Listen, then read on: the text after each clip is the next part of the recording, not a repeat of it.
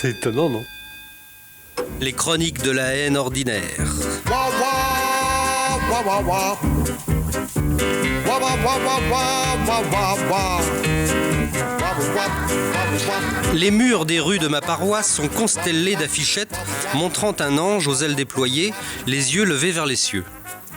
Le texte réclame, je cite, « tous les droits pour tous les hommes ». C'est signé du sigle PCF. J'imaginais que cela signifiait Paroisse catholique de France. Mais mon concierge, qui a bien connu Fisbin quand il était de gauche, m'affirme que c'est l'abréviation de Parti communiste français. Je dois dire que cela me surprendrait beaucoup.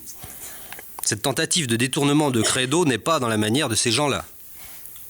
Pas plus que le style quasi papal du slogan « tous les droits pour tous les hommes ».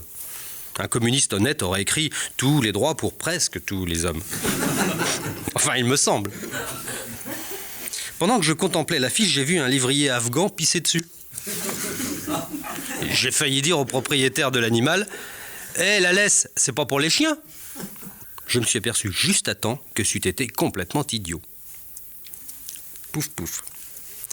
Des milliers de gourmets et gourmands italiens sont allés il y a quelques jours déguster des spaghettis devant le plus grand fast-food McDonald's de Rome pour y crier haut et fort leur légitime indignation devant la prolifération des cantines à compresser en 2 mots et en 2 tranches de pain mou avec un pneu haché au milieu. Il m'a semblé que cette façon originale de manifester dans la rue en utilisant l'humour comme arme rénovait totalement et bien heureusement un genre de spectacle urbain sur le point de tomber en désuétude à mon avis. C'est vrai, en a-t-on assez vu de ces grisâtres crasucries boulevardières sous des banderoles aux slogans affligeants tant sur le plan de la syntaxe qu'au niveau de la futilité des espoirs exprimés. Chirac, salaud, le peuple aura ta peau. Tonton Flappy, le peuple aura tapis. Quel ennui! Quel ennui! Que ne suivons-nous plutôt, camarades syndiqués et minorités spoliées, que ne suivons-nous plutôt la voie tracée par la sœur latine, d'où décidément nous vient tout ce qui est beau. Et disant cela, je ne pense pas seulement aux ornières amatées d'Ornel à Muti.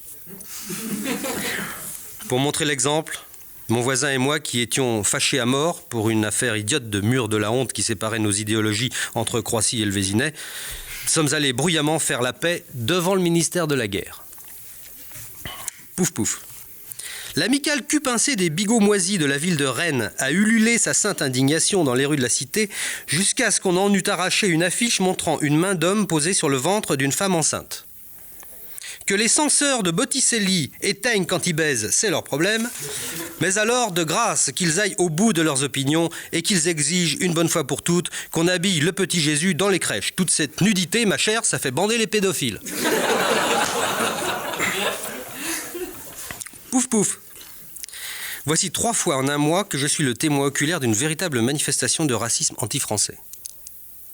3 fois que je me lève aux aurores pour aller faire chier mon chien en douce devant l'entrée de l'hôpital, où tous ces étrangers font rien qu'à se prélasser avec nos sous au lieu d'aller à l'usine. Et alors bon, le brancardier qui glisse, je te raconte pas les onomatopées. Et donc 3 fois en un mois, je vois le même scandaleux spectacle de l'exploitation de l'homme blanc par l'homme de couleur. 2 nègres qui se prélassent à l'arrière d'une grosse bagnole verte et un chauffeur blanc devant pour piloter ces 2 parasites qui en plus se foutent de sa gueule et l'obligent tous les 10 mètres à s'arrêter pendant que ces vandales s'amusent à vider nos poubelles dans le dos de leur esclave blanc en chantant des twists gabonais complètement pompés sur les twists français. Je précise qu'à chaque fois, c'était des nègres et un blanc différent, mais que c'était toujours eux derrière et lui devant à la place du petit cheval. Pouf pouf. Le décès du sympathique marchand de mort international Marcel Dassault aura décidément ému la France entière, de la droite au coco et d'ici Paris à Libération.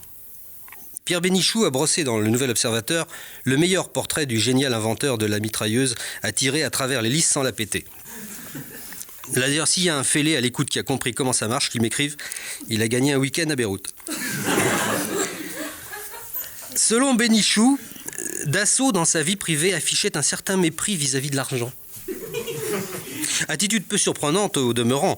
À l'opposé, on notera qu'au-delà d'un certain seuil de misère, les pauvres affichent un certain mépris vis-à-vis des poux. On a beau être riche, disait Marcel Dassault, on ne peut tout de même pas manger plus de 2 poulets par jour. Eu égard à la médiocrité du plat de référence, on peut déduire de cette surprenante réflexion de Papy Vroom Vroom qu'il n'y a pas d'âge pour faire un mot d'enfant à la Marie-Antoinette. Toujours, ah oui, il faut être cultivé là pour piger là. Toujours à propos de ce pauvre monsieur Dassault, son vieux copain Bleusten Blanchet a révélé samedi sur Canal+, que le mot qui revenait le plus souvent dans son vocabulaire, dans le vocabulaire de Marcel Dassault, était le mot « joli ». Il faut que tout soit joli, disait-il. J'aime que mes avions soient jolis. Joli, c'est vague. Joli comment ? Comme un petit garçon du Sud, juste avant qu'il ait pris sur la gueule une bombe échappée d'un mirage ? Quant à ces féroces soldats, je le dis, c'est pas pour cafeter, mais ils font rien qu'à mugir dans nos campagnes.